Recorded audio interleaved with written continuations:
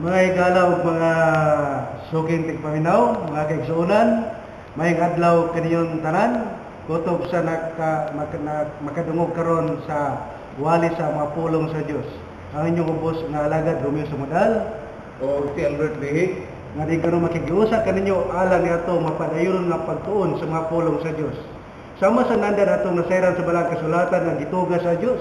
Atong mabasa din sa 2 Timoteo kapitulo 3 versikulo 15 hangtod sa 17. Paling ko basa, brad?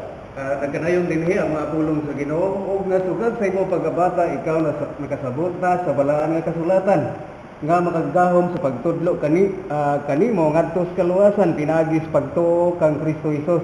Ang tibok nga kasulatan gituga sa Dios ug may kapuslanan alang sa pagpanudlo, alang sa pagpamadlong, alang sa pagpanulid ug alang sa pagmatuto sa pagkamatarong. Aron nga ang tao sa Dios mamahigpit magkinangkapan alang sa tanang maayong buluhaton. Kung sa ato nadungog, kung sa ang pulong sa Dios gituga, kung gihatag ang pulong sa Dios para ang tanan makakatong gayud sa mga pulong sa tanan kamaturan na masangkap alang sa maong taong Dios nun. Apan ato sa mga madungog diha sa Pinadayan kapitulo 22 versikulo 8 hangtod sa 19 nga ang Biblia nagtudlo nga dili dugangan, dili sabilisan. Kuno sa mga sulat dili sa kulangan mao gyud kanato iwali.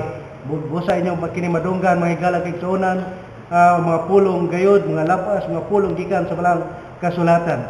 Sumala sab sa 2 Timoteo kapitulo 2 versikulo 15 nga ang pulong sa Dios gamiton sa husto nga pagkabahin-bahin sa pulong sa kamatuoran. Ato kanang madungog usab diha sa 2 Timoteo kapitulo 2 versikulo 15. O karon natong usahan ang pagtuon mahitungod sa iglesia sa atong Ginoo Jesucristo. Ang iglesia ni Kristo nga naa sa balang kasulatan, the true church of Christ. Sumala sa gitudlo sa Mateo kapitulo 16 versikulo 18 atong patalingugan ang isulti sa Biblia o pagbasa sa pigsoon. Matod pa din mga kaigala, mga kaigsuonan nagkanayon og sultihan ko ikaw nga ikaw mao si Pedro. Og sa ibabaw nining bato pagatukuron ko ang akong iglesia og ang mga gahom sa kamatayon dili gayud makabuntog kaniya. Busa mo na atong nadungog mga higala kaigsuonan. Unsay gisulti sa Mateo 16 versikulo 18 nga diin si Kristo miingon nga tukuron ko ang akong iglesia. Busa si Kristo ra mao'y naay iglesia. Diha nato mabasa sa Biblia og ang iglesia nga gitukod ni Kristo usara. Tungod kay gisulti man niya sa Biblia nga may church ato pa iyang iglesia. Dili amo, dili inyoha. Mao kanatong nabasa diha sa balang kasulatan.